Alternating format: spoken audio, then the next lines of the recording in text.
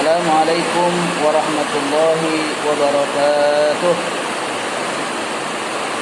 A'udzu billahi minasy syaithanir rajim.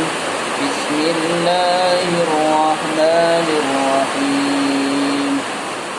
Alhamdulillahilladzi anzala 'ala 'abdihi al-kitaba wa lam yaj'al lahu 'iwaja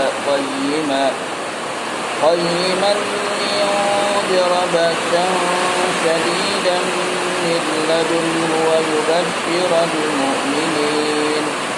ويبشر المؤمنين الذين يعملون الصالحات أن لهم أجرا حسنا ماكثين فيه أبدا وينذر الذين قالوا اتخذ الله ولدا ما لهم به من علم ولا لآبائهم كبرت كلمة تخرج من أفواههم إن يقولون إلا كذبا فلعلك باخع نفسك على آثارهم إن لم يؤمنوا بهذا الحديث أسفا إنا جعلنا ما على الأرض زينة لها لنبلوهم أيهم أحسن عملا وإنا لجاعلون ما عليها صعيدا جرزا أم حسبت أن أصحاب الكهف والرقيم كانوا من آياتنا عجبا إذ أوى الفتية إلى الكهف فقالوا ربنا آتنا من لدنك رحمة وهيئ لنا من أمرنا رشدا وضربنا على آذانهم في الكهف سنين عددا ثم بعثناهم لنعلم أي الحزبين أحصى لما لبثوا أمدا نحن نقص عليك نباهم بالحق إنهم فتية آمنوا بربهم وزدناهم هدى وربطنا على قلوبهم إذ قاموا فقالوا ربنا رب السماوات والأرض لن ندعو من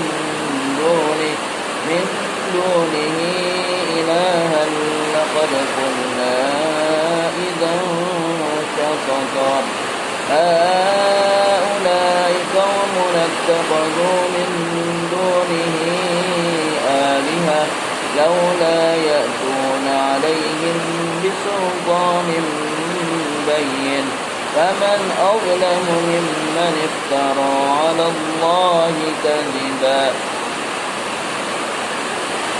وإذ اعتزلتموهم وما يعبدون إلا الله فأووا إلى الكهف ينشر لكم ربكم من رحمته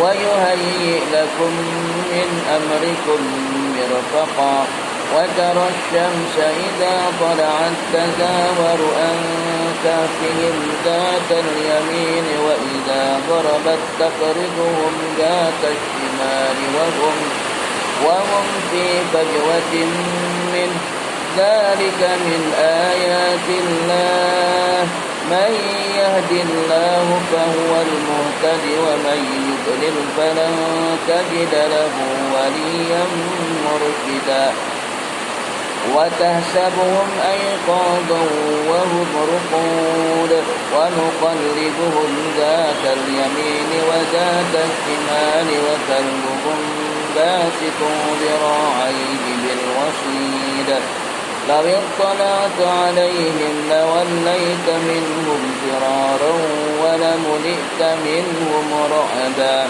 وكذلك بعثناهم ليتساءلوا بينهم قال قائل منهم كم لبثتم قالوا لبثنا يوما أو بعض يوم قالوا ربكم أعلم بما لبثتم فابعثوا أحدكم بورقكم هذه إلى المدينة فلينظر أيها أزكى طعاما فليأتكم برزق منه وليتلطف ولا يشعرن بكم أحدا إنهم إن يظهروا عليكم يرجموكم أو يعيدوكم في ملتهم ولن تفلحوا إذا أبدا وكذلك عسرنا عليهم ليعلموا أن وعد الله حق وأن الساعة لا ريب فيها إذ يتنازعون بينهم أمرهم فقالوا ابنوا عليهم بنيانا ربهم أعلم بهم قال الذين غلبوا على أمرهم لنتخذن عليهم مسجدا سيقولون ثلاثة رابعهم كلبهم ويقولون خمسة سادسهم كلبهم رجما بالغيب ويقولون سبعة وثامنهم كلبهم قل ربي أعلم بعدتهم ما يعلمهم إلا قليل فلا تمار فيهم إلا مراء ظاهرا ولا تستفت فيهم منهم أحدا ولا تقولن لشيء إني فاعل ذلك غدا إلا أن يشاء الله واذكر ربك إذا نسيت وقل عسى أن يهديني ربي لأقرب من هذا رشدا ولبثوا في كهفهم 300 سنين وازدادوا 9 قل الله أعلم بما لبثوا له غيب السماوات والأرض أبصر به وأسمع ما لهم من دونه من ولي ولا يشرك في حكمه أحدا واتل ما أوحي إليك من كتاب ربك لا مبدل لكلماته ولن تجد من دونه ملتحدا واصبر نفسك مع الذين يدعون ربهم بالغداة والعشي يريدون وجهه ولا تعد عيناك عنهم تريد زينة الحياة الدنيا ولا تطع من أغفلنا قلبه عن ذكرنا واتبع هواه وكان أمره فرطا وقل الحق من ربكم فمن شاء فليؤمن ومن شاء فليكفر إنا أعتدنا للظالمين نارا أحاط بهم سرادقها وإن يستغيثوا يغاثوا بماء كالمهل واشف الوجوه بئس الشراب وساءت مرتفقا إن الذين آمنوا وعملوا الصالحات إنا لا نضيع أجر من أحسن عملا أولئك لهم جنات عدن تجري من تحتهم الأنهار يحلون فيها من أساور من ذهب ويلبسون ثيابا خضرا من سندس واستبرق متكئين فيها على الأرائك نعم الثواب وحسنت مرتفقا واضرب لهم مثلا الرجلين جعلنا لأحدهما جنتين من أعناب وحففناهما بنخل وجعلنا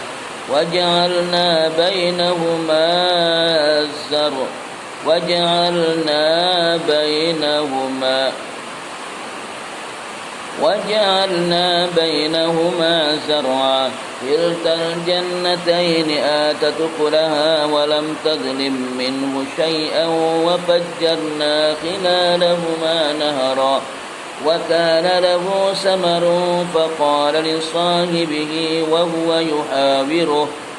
يحاوره أنا أكثر منك مالا وأعز نفرا ودخل جنته وهو ظالم لنفسه قال ما أظن أن تبيد هذه أبدا وما أظن الساعة قائمة ولئن رددت إلى ربي لأجدن خيرا منها منقلبا قال له صاحبه وهو يحاوره أكفرت بالذي خلقك من تراب ثم من نطفة ثم سواك رجلا لكن هو الله ربي ولا أشرك بربي أحدا ولولا إذ دخلت جنتك قلت ما شاء الله لا قوة إلا بالله إن ترني أنا أقل منك مالا وولدا فعسى ربي أن يؤتيني خيرا من جنتك ويرسل عليها حسبانا من السماء فتصبح صعيدا زرقا أو يصبح ماؤها غورا فلن تستطيع له طلبا وأحيط بثمره فأصبح يقلب كفيه على ما أنفق فيها وهي خاوية على عروشها ويقول يا ليتني لم أشرك بربي أحدا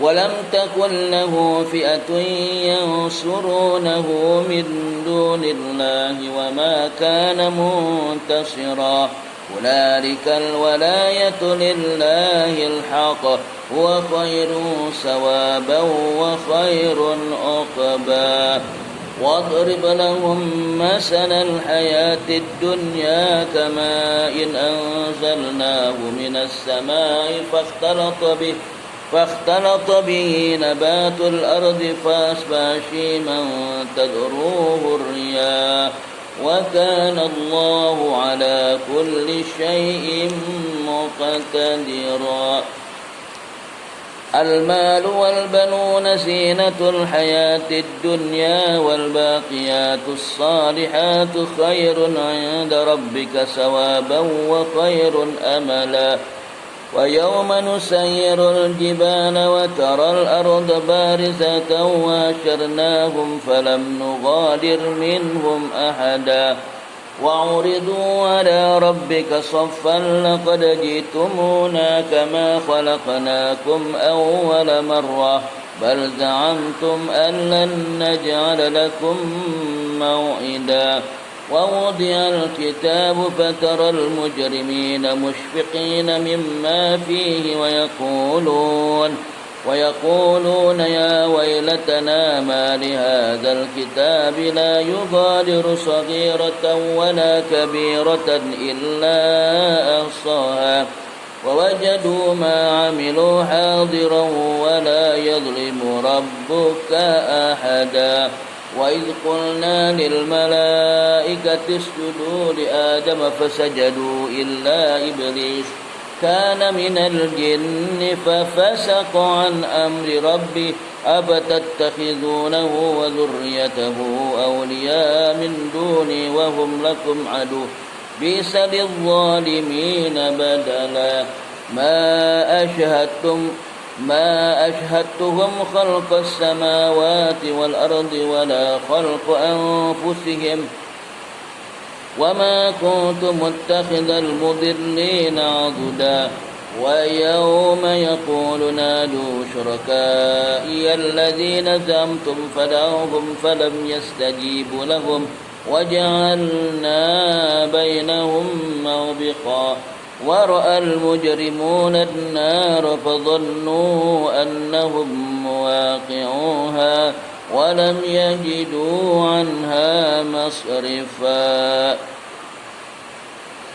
ولقد صرفنا في هذا القرآن من كل مثل وكان الإنسان أكثر شيء جدلا وما منع الناس أن يؤمنوا إذ جاءهم الهدى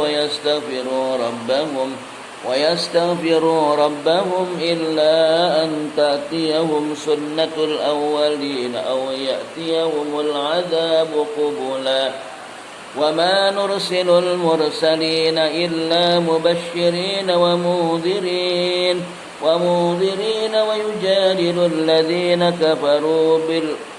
ويجادل الذين كفروا بالحق ليدحضوا به الحق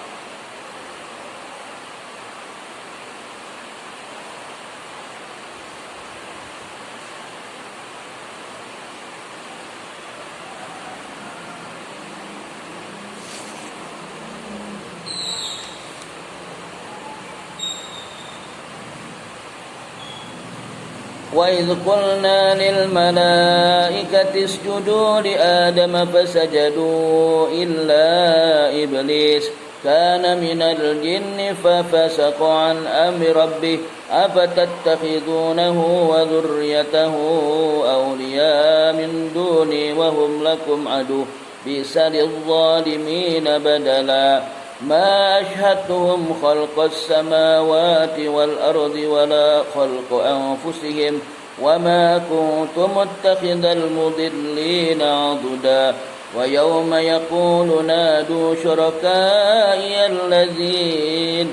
شركائي الذين زعمتم فدعوهم فلم يستجيبوا لهم وجعلنا بينهم موبقا ورأى المجرمون النار فظنوا أنهم مواقعوها ولم يجدوا عنها مصرفا ولقد صرفنا في هذا القرآن للناس من كل مثل وكان الإنسان أكثر شيء جدلا وما منع الناس أن يؤمنوا إذ جاءهم الهدى ويستغفروا ربهم إلا أن تأتيهم سنة الأولين أو يأتيهم العذاب قبلا وما نرسل المرسلين إلا مبشرين ومنذرين ويجادل الذين كفروا بالباطل ليدحضوا به الحق واتخذوا آياتي وما أنذروا هزوا ومن أظلم ممن ذكر بآيات ربه فأعرض عنها ونسي ما قدمت يداه إنا جعلنا على قلوبهم أكنة أن يفقهوه وفي آذانهم وقرا وإن تدعوهم إلى الهدى فلن يهتدوا إذا أبدا وربك الغفور ذو الرحمة لو يؤاخذهم بما كسبوا لعجل لهم العذاب بل لهم موعد لن يجدوا من دونه موئلا وتلك القرى أهلكناهم لما ظلموا وجعلنا لمهلكهم موعدا وإذ قال موسى لفتاه لا أبره حتى أبلغ مجمع البحرين أو أمضي حقبا فلما بلغا مجمع بينهما نسيا حوتهما فاتخذ سبيله في البحر سربا فلما جاوزا قال لفتاه آتنا غداءنا لقد لقينا من سفرنا هذا نصبا قال أرأيت إذ أوينا إلى الصخرة فإني نسيت الحوت وما أنسانيه إلا الشيطان أن أذكره واتخذ سبيله في البحر عجبا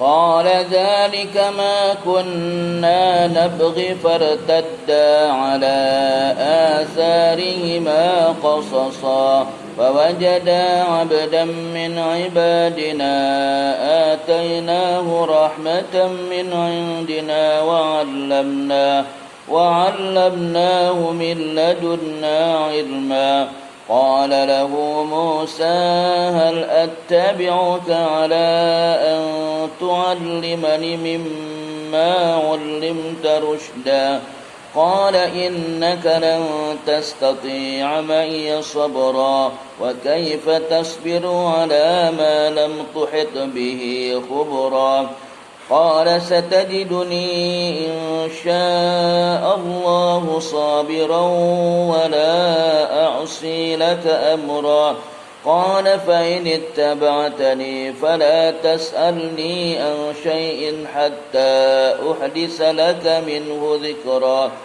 فانطلقا حتى إذا ركبا في السفينة خرقها قال أخرقتها لتغرق أهلها لقد جئت شيئا إمرا قال ألم أقل إنك لن تستطيع معي صبرا قال لا تؤاخذني بما نسيت ولا ترهقني من أمري عسرا فانطلقا حتى إذا لقيا غلاما فقتله قال أقتلت نفسا زكية بغير نفس لقد جئت شيئا نكرا قال ألم أقل لك إنك لن تستطيع معي صبرا قال إن سألتك عن شيء بعدها فلا تصاحبني قد بلغت من لدني عذرا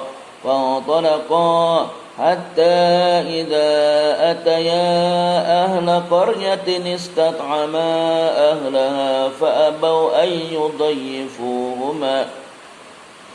أن يضيفوهما فوجدا فيها جدارا يريد أن ينقض فقامه قال لو شئت لاتخذت عليه أجرا قال هذا فراق بيني وبينك سأنبئك بتأويل ما لم تستطع عليه صبرا أما السفينة فكانت لمساكين يعملون في البحر فأردت أن أعيبها وكان وراءهم ملك يأخذ كل سفينة غصبا وأما الغلام فكان أبواه مؤمنين فخشينا أن يرهقهما طغيانا وكفرا فأردنا أن يبدلهما ربهما خيرا منه زكاة وأقرب رحما وأما الجدار فكان لغلامين يتيمين في المدينة وكان تحته كنز لهما وكان أبوهما صالحا فأراد ربك أن يبلغا أشدهما ويستخرجا كنزهما رحمة من ربك وما فعلته عن أمري ذلك تأويل ما لم تسطع عليه صبرا ويسألونك عن ذي القرنين قل سأتلو عليكم منه ذكرا إنا مكنا له في الأرض وآتيناه من كل شيء سببا فأتبع سببا حتى إذا بلغ مغرب الشمس وجدها تغرب في عين حمئة ووجد عندها قوما قلنا يا ذا القرنين إما أن تعذب تعذب وإما أن تتخذ فيهم حسنا. قال أما من ظلم فسوف نعذبه ثم يرد إلى ربه فيعذبه عذابا نكرا. وأما من آمن وعمل صالحا فله جزاء الحسنى وسنقول له من أمرنا يسرا. ثم أتبع سببا حتى إذا بلغ مطلع الشمس وجدها تطلع على قوم لم نجعل لهم من دونها سترا. كذلك وقد أحطنا بما لديه خبرا. ثم أتبع سببا حتى إذا بلغ بين السدين وجد من دونها قوما لا يكادون يفقهون قولا.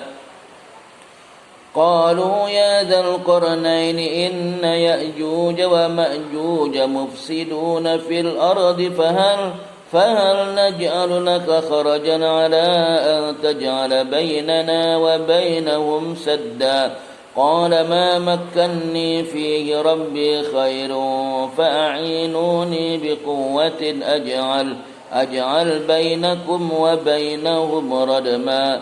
آتوني زبر الحديد حتى إذا ساوى بين الصدفين قال انفخوا حتى إذا جعله نارا قال آتوني أفرغ عليك قطرا. فما استطاعوا أن يظهروه وما استطاعوا له نقبا. قال هذا رحمة من ربي فإذا جاء وعد ربي جعله دكا وكان وعد ربي حقا. وتركنا بعضهم يومئذ يموج في بعض ونفخ في الصور فجمعناهم جمعا. وعرضنا جهنم يومئذ للكافرين عرضا. الذين كانت أعينهم في غطاء عن ذكري وكانوا لا يستطيعون سمعا. أفحسب الذين كفروا أن يتخذوا عبادي من دوني أولياء إنا أعتدنا جهنم للكافرين نزلا. قل هل ننبئكم بالأخسرين أعمالا الذين ضل سعيهم في الحياة الدنيا وهم يحسبون أنهم يحسنون صنعا. أولئك الذين كفروا بآيات ربهم ولقائه فحبطت أعمالهم فلا نقيم لهم يوم القيامة وزنا. ذلك جزاؤهم جهنم بما كفروا واتخذوا آياتي ورسلي هزوا. إن الذين آمنوا وعملوا الصالحات كانت لهم جنات الفردوس نزلا خالدين فيها لا يبغون عنها حولا. قل لو كان البحر مدادا لكلمات ربي لنفد البحر قبل أن تنفد كلمات ربي ولو جئنا بمثله مددا. قل إنما أنا بشر مثلكم يوحى إلي أنما إلهكم إله واحد. فمن كان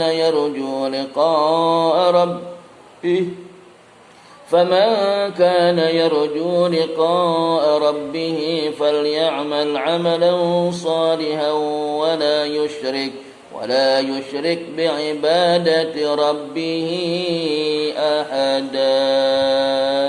صدق الله العظيم. بسم الله الرحمن الرحيم.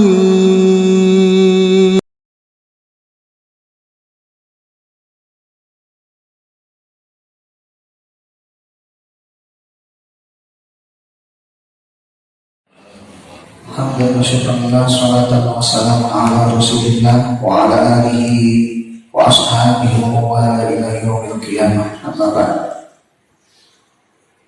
Bab tentang perkataan sepele namun merupakan dusta. Selain mewanti-wanti terhadap dusta yang besar, Rasulullah SAW juga mewanti-wanti umatnya dari perkataan sepele, tapi sejatinya itu termasuk perkataan dusta.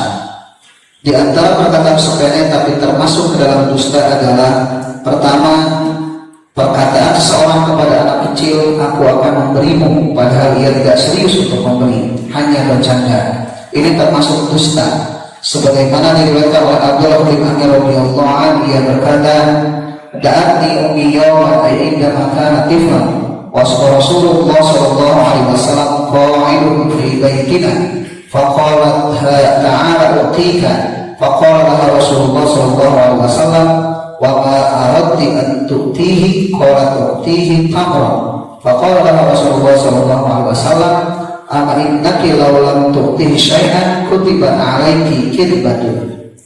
Ketika masih kecil, ibuku pernah memanggilku sementara Rasulullah tengah duduk di dalam rumah kami. Ibuku berkata, "Hai, kemarilah, aku akan memberimu." Rasulullah kemudian bertanya kepada ibuku, "Apa yang akan kau berikan kepadanya?" Ibuku menjawab, "Aku akan memberinya kurma." Rasulullah SAW bersabda kepada ibuku, "Jika kau tidak jadi berikan sesuatu kepadanya, maka itu akan ditulis sebagai kebohongan atasnya." Hadis riwayat Abu Dawud. Kedua, melawak dengan cerita-cerita bohong untuk membuat orang yang mendengarnya tertawa. Bahas bin Hakim meriwayatkan dari ayahnya, dari kakeknya, Rasulullah SAW bersabda, "Wailul lillahi yuhaddithu bil hadithi yurhika bihil qawma wa yakdibu wailul lahu." Celakalah orang yang mengatakan suatu perkataan untuk membuat orang-orang tertawa, padahal ia sesungguhnya berbohong. Celakalah ia dan celakalah ia. Hadis riwayat Abu Dawud dan Tirmizi. Ketiga, menceritakan semua yang didengarnya termasuk perbuatan dusta. Abu Hurairah radhiyallahu anhu meriwayatkan bahwasanya Nabi Muhammad SAW bersabda, "Kafa bil mar'i kadiban ay yuhadditha bi kulli ma sami'a." Cukuplah seseorang dianggap berdusta apabila ia menceritakan semua yang dia dengar. Hadis riwayat Muslim dan Abu Dawud. Selain ketiga hal di atas, Rasulullah juga mewanti-wanti kaum muslimin untuk berhati-hati dalam berprasangka. Diriwayatkan oleh Abu Mas'ud radhiyallahu anhu, Rasulullah SAW bersabda, "Bisa matiyatur rajuli za'mu." Seluruh ucapan yang digunakan oleh seseorang sebagai kendaraan adalah ungkapan menurut sangkaan mereka. Hadis riwayat Abu Dawud. Maksudnya adalah seseorang menyampaikan berita kepada orang lain hanya berdasarkan dari berita yang tidak jelas atau sangkaan-sangkaan orang saja. Persoalan-persoalan di atas merupakan sesuatu yang sepele tapi hukumnya haram. Bahkan berdusta untuk membuat orang-orang tertawa merupakan dosa yang besar. Hal lain yang juga menyeret kepada dusta adalah seseorang yang menceritakan semua yang didengarnya tanpa ada bukti, karena bisa jadi ia mendengar kebenaran atau kedustaan. Jika ia menceritakan semua yang didengarnya, maka ia akan menceritakan sesuatu yang tidak pernah terjadi dan itu merupakan kedustaan. Pelajaran yang kita petik dari pemaparan di atas adalah: pertama, wajib berjaga diri dari dusta hingga kepada anak-anak dalam urusan-urusan yang kecil sekalipun.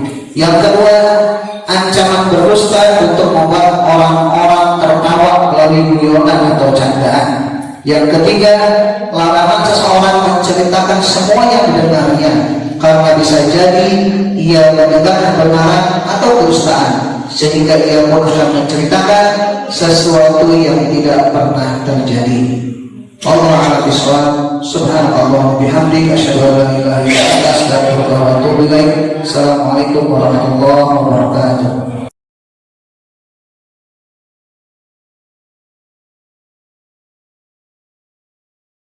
Bismillahirrahmanirrahim. Wa ala alihi wa ashabihi wa man tabi'ahum bi ihsan ila yaumiddin. Taat kepada Allah merupakan sebab kebaikan jiwa dan kelapangan dada. Allah Ta'ala berjanji akan memberikan ketenangan hati dan kehidupan yang baik kepada hamba-hambanya yang bertakwa, yang senantiasa taat kepadanya, sebagaimana disebutkan dalam Al-Quran. Allah Subhanahu wa Ta'ala berfirman, alladzina amanu wa tatma'innu qulubuhum bi dzikrillah, ala bi dzikrillah tatma'innul qulub. Ingatlah, hanya dengan mengingat Allah hati menjadi tentram. Ar-Ra'd 28. Wa man a'rada an dzikri fa inna lahu ma'isyatan dhanka wa nahsyuruhu yaumal qiyamati a'ma. Dan barang siapa berpaling dari peringatanku, maka sungguh dia akan menjalani kehidupan yang sempit. Toha 124. Man 'amila shalihan min dzakarin aw unsa wa huwa mu'min falanuhyiyannahu hayatan thayyibah wa lanasiyannahum ajrahum bi ahsani ma kanu ya'malun. Barang siapa mengerjakan kebajikan baik laki-laki maupun perempuan dalam keadaan beriman, maka pasti akan kami berikan kepadanya kehidupan yang baik. Wa may yu'min billahi yahdi qalbahu wallahu bikulli syai'in 'alim. Dan barang siapa beriman kepada Allah, niscaya Allah akan memberi petunjuk pada hatinya. At-Taghabun ayat 11. Di dalam sebuah hadis disebutkan dari Suhaib, Rasulullah bersabda, "Ajaban amri mu'min, inna amrahu kullahu khairun wa laysa dzaka li ahadin illa yu'min.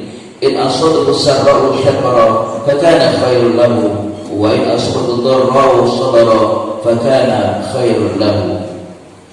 Sungguh menakjubkan urusan orang mukmin itu. Semua urusannya adalah baik, dan itu tidak dimiliki oleh seorang pun selain orang mukmin. Jika mendapat kesenangan, ia bersyukur, dan syukur itu baik baginya. Dan jika mendapat musibah, ia bersabar, dan sabar itu baik baginya. Hadis riwayat Muslim. Di dalam hadis lain dijelaskan bahwa orang yang melakukan ketaatan kepada Allah di malam hari dengan ruku dan sujud, maka baginya akan lebih bersemangat. Abu Hurairah meriwayatkan bahwasanya Rasulullah SAW bersabda, "Ya'til syaitan 'ala qafiyati ra'si ahadikum idza huwa nam salasa uqarin yadribu kulla uqdatin makanaha alayka laylun tawilun farqud fa in istayqadha wa dzakara Allah in halat uqdatun fa in tawadda'a in halat uqdatun fa in shalla in halat uqdatun kulluha fa asbaha nashyitan tayyiban nafsi wa illa asbaha khabithan nafsi kaslan." Setan mengikat tengkuk kepala seseorang dari kalian saat dia tidur dengan 3 kali ikatan. Setan mengikatnya sedemikian rupa sehingga setiap ikatan diletakkan pada tempatnya, lalu dikatakan, "Engkau akan melewati malam yang sangat panjang, maka tidurlah dengan nyenyak. Jika ia bangun dan mengingat Allah, maka lepaslah 1 ikatan. Jika kemudian ia berwudu, maka lepaslah ikatan yang lainnya. Dan jika ia berikan sholat, maka lepaslah seluruh ikatan. Dan pada pagi harinya ia akan merasakan semangat dan baiknya jiwa. Namun jika ia tidak melakukan seperti itu, maka pagi harinya jiwanya terasa buruk dan menjadi malas beraktivitas." Hadis riwayat Bukhari dan Muslim. Ayat-ayat dan hadis di atas menjelaskan bahwa setiap orang pasti akan mengupayakan segala sesuatu yang dapat melapangkan dadanya dan memberikan kebahagiaan dalam hidupnya. Salah satu faktor terbesar untuk mendapatkan kelapangan dada dan kebahagiaan jiwa adalah ketaatan dan keimanan kepada Allah Subhanahu wa Ta'ala, ridho dengan takdirnya serta bertawakal kepadanya. Kebahagiaan yang sempurna tidak akan mungkin terwujud kecuali pada diri orang-orang yang beriman kepada Allah semata. Hikmah yang bisa kita petik dari pemahaman di atas adalah ketaatan kepada Allah merupakan faktor terbesar untuk mendapatkan kelapangan dada. Setan merupakan penyebab sempitnya dada dan kotornya jiwa. Wal'iyazbillah. Kita dengan baca hamdalah alhamdulillah alamin. Subhanallah bihamdika asyhadu an la ilaha illa anta astaghfiruka wa atubu ilaik. Assalamualaikum. Bismillahirrahmanirrahim.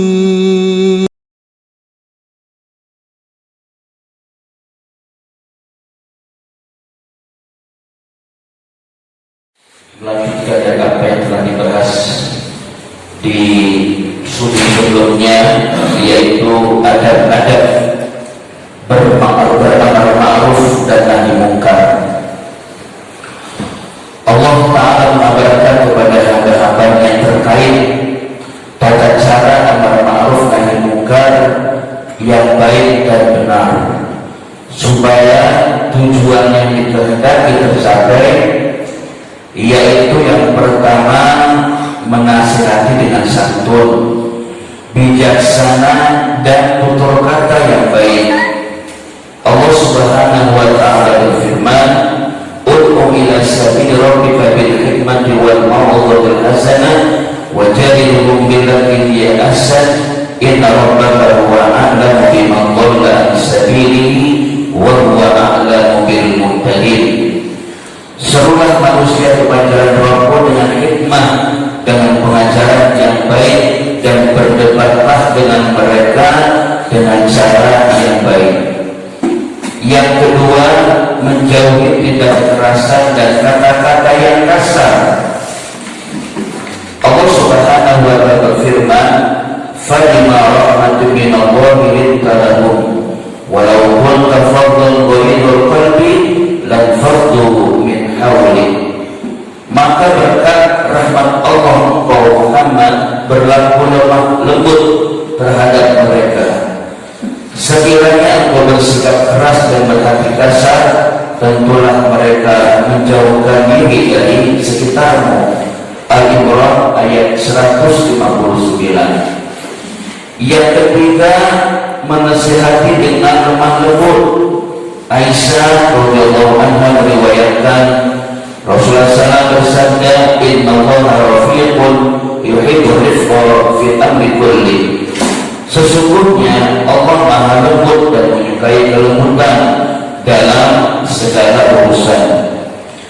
Aisyah juga meriwayatkan bahwasanya Rasulullah SAW bersabda, "Inna rifqa la yakunu fi syai'in illa zanahu wa la yunsahu syai'in illa syanahu."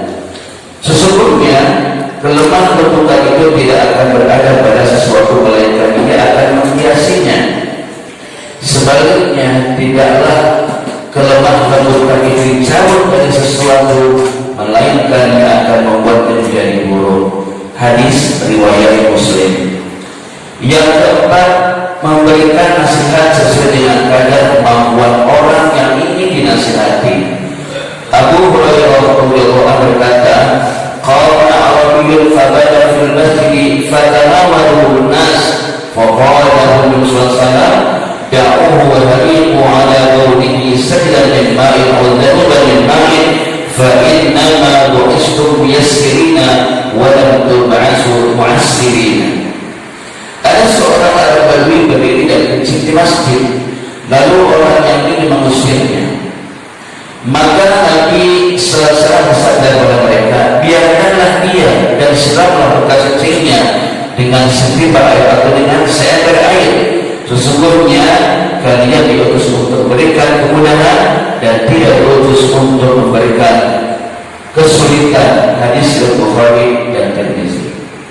Berdasarkan ayat-ayat dan hadis di atas dapat kita ketahui bahwa dalam melakukan amar ma'ruf nahi mungkar terdapat adab-adab yang seyogyanya diketahui agar tercapai tujuan yang diinginkan. Meninggalkan adab-adab ini ada kalanya akan menyebabkan kerusakan-kerusakan besar yang lebih besar dari kemungkaran aslinya. Hikmah yang bisa kita petik dari pemaparan di atas adalah amar ma'ruf nahi mungkar seharusnya dilakukan dengan lembut dalam amar ma'ruf nahi mungkar. Disyariatkannya memperhatikan kemaslahatan dan kerusakan dalam amar ma'ruf nahi mungkar sehingga tidak menyebabkan kemungkaran yang lebih besar. Demikian, mudah-mudahan bisa kita amalkan fi hayatina al-faniyah. Kita tutup dengan baca hamdalah alhamdulillahil alamin subhanahu wa bihamdika asyhadu an la ilaha illa anta astaghfiruka wa atubu ilaik. Assalamualaikum warahmatullahi wabarakatuh.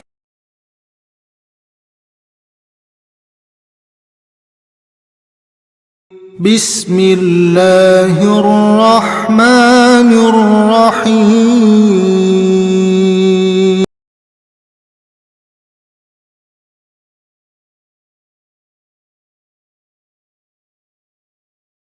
Wassalamu ala rasulillah wa ala alihi wa ashabihi wa mawala ila yaumil qiyamah. Amma ba'd.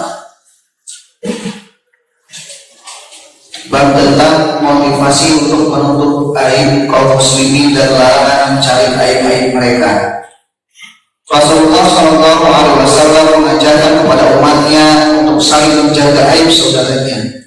Abu Hurairah radhiyallahu anhu meriwayatkan Nabi Shallallahu Alaihi Wasallam bersabda, "La yasturu 'abdun 'abdan fid dunya illa satarahu Allah fil akhirah." Tidaklah seorang menutupi aib orang lain di dunia, melainkan Allah akan menutupi aibnya di akhirat kelak. Hadis riwayat Muslim. Abdullah bin Umar radhiyallahu anhu meriwayatkan bahwasanya Rasulullah Shallallahu Alaihi Wasallam bersabda, "Al-muslimu akhul muslimi, la yuzlimu wa la yuslimu, man kana fi hajat akhihi kana Allah fi hajatihi. Wa man farraja al-muslimi kurbatan farrajahu Allah anhu biha kurbatan min qurabi yaumil qiyamah. Wa man satara musliman satarahu Allah yaumil qiyamah." Seorang muslim adalah saudara muslim yang lain. Ia tidak boleh menzaliminya dan menelantarkannya. Barang siapa memenuhi kebutuhan saudaranya, maka Allah akan memenuhi kebutuhannya. Barang siapa membebaskan seorang muslim dari suatu kesulitan, maka Allah akan membebaskannya dari kesulitan pada hari kiamat. Dan barang siapa menutup aib seorang muslim, maka Allah akan menutupi aibnya pada hari kiamat. Hadis Bukhari dan Muslim. Ibnu Umar radhiyallahu anhu juga meriwayatkan hadis yang lain. Dia berkata, "Shahida Rasulullah sallallahu alaihi wasallam al-mimbar, fanada bi sautin rafi'in faqala, ya ma'syara man amana bi lisani wa la yafdil iman ila qalbi, la tu'dhul muslimin wa la tu'ayyiruhu wa la tattabi'u awratihim, fa innahu man yattabi' awrata akhihi al-muslim yattabi'u Allah awratahu, wa man yattabi' awratahu yafdahu wa lahu fi jawfi rahmih." Rasulullah sallallahu alaihi wasallam menaiki mimbar lalu menyeru dengan suara yang tinggi, "Wahai sekalian orang yang telah beriman dengan lisannya, namun keimanan belum masuk dalam hatinya, janganlah kalian menyakiti kaum muslimin, jangan menolong mereka, dan jangan pula mencari aib-aib mereka. Barang siapa mencari aib-aib saudaranya sama muslim, niscaya Allah akan menyelidiki aibnya. Dan barang siapa yang diselidiki aibnya oleh Allah, niscaya Allah akan membongkar aibnya meskipun di dalam rumahnya sendiri." Hadis riwayat Tirmidzi. Tiga hadis di atas menunjukkan bahwa Allah Subhanahu wa taala suka menutupi aib makhluknya dan memerintahkan hal tersebut. Karena itulah Allah mengharamkan dan melarang tajassus atau memata-matai.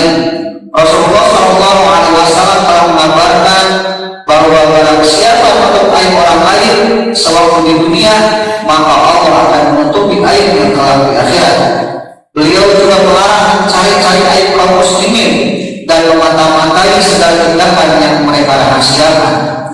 Hikmah yang bisa kita petik dari pemaparan di atas adalah yang pertama, keutamaan menutup aib kaum muslimin, dan karenanya Allah Subhanahu wa taala akan menutupi aib yang kelak di akhirat. Yang kedua, larangan mencari-cari aib kaum muslimin dan mematai-matai mereka. Yang ketiga, hukuman dari tindakan tersebut adalah Allah akan menyingkap dan memperlihatkan apa saja yang disembunyikan olehnya kepada manusia yang lain. Wallahu a'lam. Subhanallahumma wa bihamdika, asyhadu an la ilaha illa anta, astaghfiruka wa atubu ilaik. Assalamualaikum warahmatullahi wabarakatuh.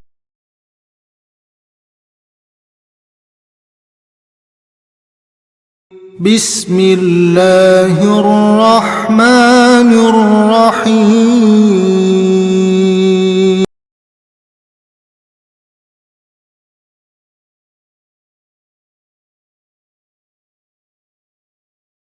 Alhamdulillah, alhamdulillahilladzi arsala rasulahu bil huda wa dinil haqq liyudhhirahu 'ala dini kullihi wa kafa billahi shahida. Asyhadu an la ilaha illallah wahdahu la syarika lah wa asyhadu anna Muhammadan 'abduhu wa rasuluhu la nabiyya ba'dahu. Kepada iman rahimahumullah, pada kesempatan pagi hari ini setelah kita menunaikan salat subuh berjamaah, ada satu yang ingin saya sampaikan, yaitu tentang dusta yang diperbolehkan. Berkata dusta hukumnya haram dan pelakunya diancam dengan neraka.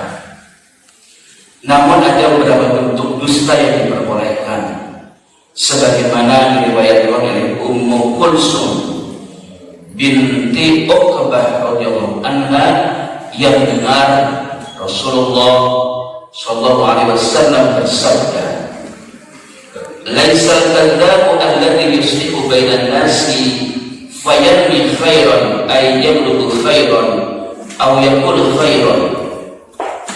Bukanlah disebut pendusta orang yang menyelesaikan perselisihan di antara manusia lalu yang menyampaikan atau mengatakan hal-hal yang baik. Hadis riwayat Bukhari dan Muslim. Dalam riwayat lain, Imam Muslim menambahkan, "Walam asma'hu yurakhisu fi syai'in mimma yadkhulun nas illa fi salasin, yakni al-harb wal islah bainan nas wa hadisul rajul imra'atahu wa hadis imra'atihi wa hadisu al-imra'ati zawjaha." Aku tidak pernah mendengar beliau membolehkan dusta yang diucapkan oleh manusia kecuali dalam 3 hal, yakni dusta dalam peperangan, dusta untuk melebihkan pihak-pihak yang bertikai, dan kata-kata gombal suami terhadap istri atau istri terhadap suami untuk meraih kebahagiaan atau menghindari keburukan. Hadis di atas menegaskan bahwa dusta adalah sesuatu yang dilarang dan termasuk perbuatan dosa. Akan tetapi jika di dalam kedustaan itu ada kemaslahatan syar'i yang lebih kuat, seperti mendamaikan antara suami istri atau mendamaikan antara orang-orang yang berselisih dengan sesuatu yang tidak ada unsur kezaliman, atau dusta dalam peperangan melawan musuh, maka yang demikian itu diperbolehkan. Pelajaran yang bisa kita petik dari pemaparan di atas adalah boleh berdusta untuk mendamaikan antara orang-orang yang berselisih, karena di dalamnya ada kemaslahatan syar'i yang besar dan juga persatuan di antara kaum muslimin. Boleh berdusta dalam peperangan karena ia merupakan siasat perang yang di dalamnya ada kemaslahatan syar'i yang lebih kuat. Seorang suami boleh berdusta kepada istrinya atau istri berdusta kepada suaminya dalam hal-hal yang tidak ada unsur kezaliman atau kerugian. Demikian, mudah-mudahan bisa kita amalkan. Kapan kita waktu berperang, kita tidak tahu. Kapan kita berdusta kepada istri, ada waktu yang cocok. Likulli maqamin maqal wa kulli maqal maqam. Kita tutup dengan baca alhamdulillah, alhamdulillahirabbil alamin, subhanallahi wa bihamdika, asyhadu an la ilaha illa anta, astaghfiruka wa atubu ilaik. Assalamualaikum warahmatullahi wabarakatuh.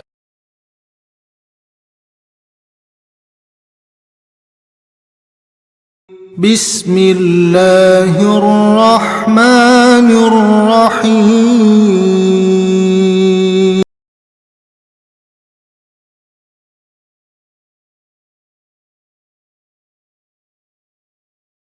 Assalamualaikum warahmatullahi wabarakatuh wa ashabihi wa mawalah, amma ba'd. Dan tentang ancaman dari perbantah-bantahan, perselisihan dan pertengkaran. Islam sangat melarang perbantah-bantahan dan pertengkaran. Rasulullah Shallallahu Alaihi Wasallam mengajarkan kepada umatnya untuk berakhlak mulia dan berlaku sopan, Sebagaimana diriwayatkan oleh Abu Umamah radhiyallahu anhu, Rasulullah sallallahu alaihi wasallam bersabda, "Ba'dallahu qawmun ba'da hudan kanu 'alaihi illa utul jadal." Tsumma qala Rasulullah sallallahu alaihi wasallam hadhihi ayat, "Ba'dahu laka illa jadal." Tidaklah suatu kaum tersesat setelah mendapat petunjuk yang ada pada mereka, melainkan karena mereka suka berbantah-bantahan. Kemudian beliau membaca ayat ini, mereka tidak memberikan perubahan itu kepadamu melainkan dengan maksud membantah saja. Hadis riwayat Tirmizi. Aisyah radhiyallahu anha juga meriwayatkan Rasulullah sallallahu alaihi wasallam bersabda, "Inna Abu Qadar rijal ilallah al-aladul khasim." Orang yang paling Allah benci adalah orang yang keras kepala, lagi suka bermusuhan. Hadis riwayat Bukhari dan Tirmizi. Di dalam hadis yang disebutkan dari Abu Umamah radhiyallahu anhu, Rasulullah sallallahu alaihi wasallam bersabda, "Ana sa'idun bi baitin fi murabbatil jannah liman taraqa al-mirara wa in kana muhiqqan, wa bi baitin fi wasatil jannah liman taraqa al-kadhiba wa in kana mazihan, wa baitin fi a'la al-jannah liman hassana khuluquhu." Aku akan menjamin rumah di tepi surga bagi seseorang yang meninggalkan perdebatan meskipun benar. Aku menjamin rumah di tengah surga bagi seseorang yang meninggalkan kedustaan meskipun dia hanya bergurau. Dan aku juga menjamin rumah di surga yang paling tinggi bagi orang yang memperbagus akhlaknya. Hadis riwayat Abu Dawud. Rasulullah SAW juga bersabda terkait pentingnya akhlak yang baik dan menjauhi sikap sombong. Jabir radhiyallahu anhu meriwayatkan bahwasanya Rasulullah sallallahu alaihi wasallam bersabda, "Inna min ahabbakum ilayya wa aqrabukum minni majlisan yaumil qiyamah ahsinakum akhlaqan, wa in abghadakum ilayya wa ab'adakum minni majlisan yaumil qiyamah athatharuna wal mutashaddaquna wal mutafayyiquna." Qalu ya Rasulullah, qad 'alimna tatharun wal mutashaddaqun famal mutafayyiquna? Qala al-mutakabbiruna. Sesungguhnya orang yang aku cintai dan paling tempat duduknya kepadaku pada hari kiamat adalah orang yang paling bagus akhlaknya, dan sesungguhnya orang yang paling aku benci dan paling jauh tempat duduknya dariku pada hari kiamat adalah as-sarsaru, al-mutasyaddiqun dan al-mutafayyiqun. Para sahabat bertanya, "Wahai Rasulullah, kami telah mengetahui as-sarsaru dan al-mutasyaddiqun, lantas siapakah al-mutafayyiqun?" Rasulullah menjawab, orang-orang yang sombong. Hadis riwayat Tirmizi. Hadis-hadis di atas menunjukkan bahwa perdebatan dan permusuhan dengan suatu kebatilan merupakan salah satu bencana lisan yang dapat menyebabkan perpecahan, terputusnya hubungan permusuhan di antara kaum muslimin. Karena itulah Rasulullah SAW memperingatkan dari perdebatan dan permusuhan, serta memberikan janji kepada orang yang menjauhinya dengan pahala yang besar dan kedapatan tempat duduk dari beliau pada hari kiamat. Pelajaran yang bisa kita ambil adalah: pertama, anjuran meninggalkan perdebatan kecuali untuk suatu kemaslahatan atau berdebat dengan cara yang baik. Yang kedua, ancaman berlaku keras dan permusuhan. Yang ketiga, tersebarnya perdebatan merupakan tanda kesesatan. Dan yang keempat, kebencian Rasulullah pada orang yang terlalu banyak bicara dan jauhnya tempat duduk mereka dari beliau pada hari kiamat. Ibadah iman.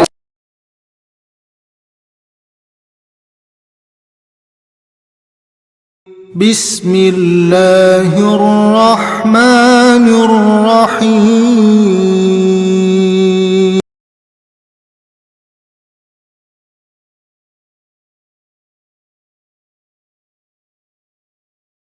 Alladzi arsala rasulahu bil huda wa dinil haqqi liyudhhirahu 'ala dini kullihi wa kafaa billahi shahida.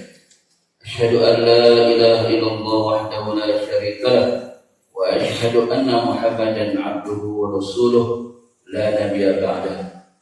Ikhwata iman rahimakumullah, bersyukur kepada Allah Subhanahu wa taala pada pagi hari ini, mengawali aktivitas kita di hari ini dengan menghadap Allah Subhanahu wa taala. Dan indahnya dalam Islam dan kesempurnaannya, kita mengakhiri aktivitas kita, keseharian aktivitas kita dengan menghadap Allah Subhanahu wa taala pula. Dan mudah-mudahan sebagaimana kita mengawali hidup kita dengan diperdengarkan syahadat kepada Allah Subhanahu wa taala dan Rasulnya, mudah-mudahan kita akhiri hidup kita ini dengan mengucapkan syahadat Allah dan Rasulnya dengan husnul khatimah. Ikhwata iman rahimakumullah, pada kesempatan pagi hari ini saya sampaikan tentang haramnya ghibah dan keutamaan membela kehormatan kaum muslimin. Tentunya kita tidak ingin aib kita diketahui orang lain, sebab Allah sendiri yang telah menutupi aib kita dengan harapan agar segera melakukan tobat dari hal buruk yang telah diperbuat. Oleh karena itu, kita dilarang untuk menggunjing saudara sesama muslim. Ini sebagaimana firman Allah yang berbunyi, "Wala yaghtab ba'dukum ba'dha, ayuhibbu ahadukum ay ya'kula lahma akhihi maitan fakarihtumuh." Dan janganlah ada di antara kamu yang menggunjing sebagian yang lain. Apakah ada di antara kamu yang suka memakan daging saudaranya yang sudah mati? Tentu kamu merasa jijik. Al-Hujurat ayat 12. Mungkin masih ada yang belum mengetahui mana ghibah atau menggunjing itu sendiri. Dalam hadis yang diriwayatkan Abu Hurairah radhiyallahu anhu, Rasulullah sallallahu alaihi wasallam, "Atadruna mal ghibah?" Qalu, "Allah wa rasuluhu a'lamu." Qala, "Dzikruka akhaka bima yakrahu." Qila, "Afara'aita in kana fi akhi ma aqulu?" Qala, "In kana fihi ma taqulu faqad igtabtah wa in lam yakun fihi faqad bahattahu." Tahukah kalian apakah ghibah itu? Para sahabat menjawab, Allah dan Rasulnya telah mengetahui. Kemudian Rasulullah SAW bersabda, ghibah adalah engkau membicarakan saudaramu dengan sesuatu yang tidak ia sukai. Seseorang bertanya, "Wahai Rasulullah, bagaimana menurut Anda jika apa yang aku bicarakan itu memang ada pada diri saudaraku?" Rasulullah SAW menjawab, "Jika apa yang engkau bicarakan itu memang ada pada dirinya, maka berarti engkau telah menggibahnya.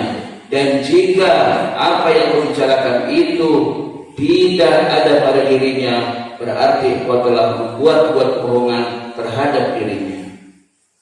Adapun balasan kelak di akhirat, Rasulullah SAW dalam hadis Anas radhiyallahu anhu, Rasulullah bersabda, "Lamma uridu fi maratu biqaumin lahum adfarun min nuhasin yakhshuna wujuhahum wa sudurahum, faqultu man haula'i ya Jibril?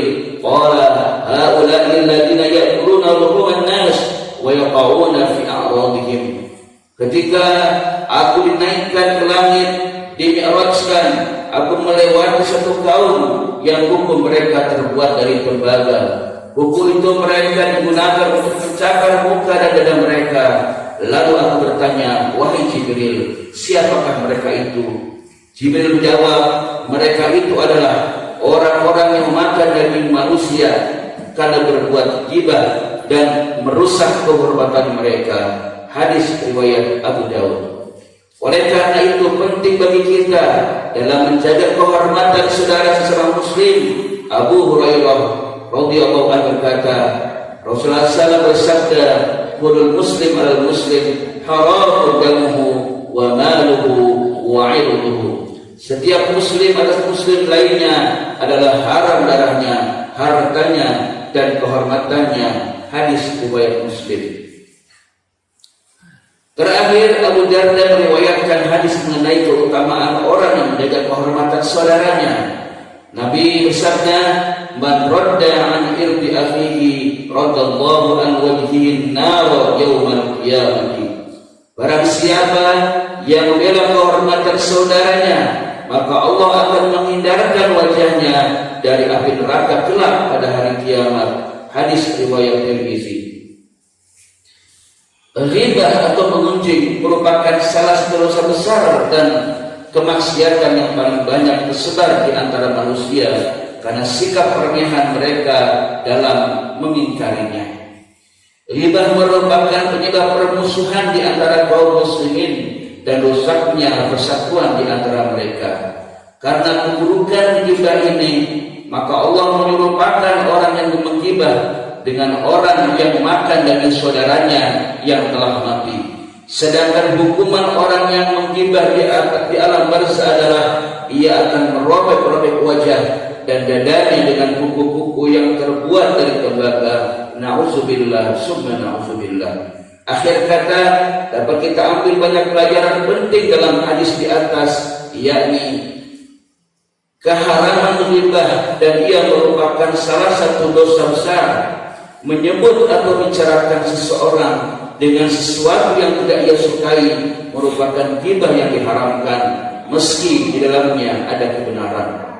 Keharaman mendengarkan ghibah, kewajiban mengingkari orang yang menghibah dan menghentikan perbuatannya. Kerasnya hukuman bagi orang yang menghibah di alam barzah. Keutamaan membela kehormatan orang muslim dan bahwasanya Allah Subhanahu wa taala akan menghindarkan wajahnya dari api neraka kelak di hari kiamat. Nauzubillah. Kita tutup dengan membaca hamdalah alhamdulillah.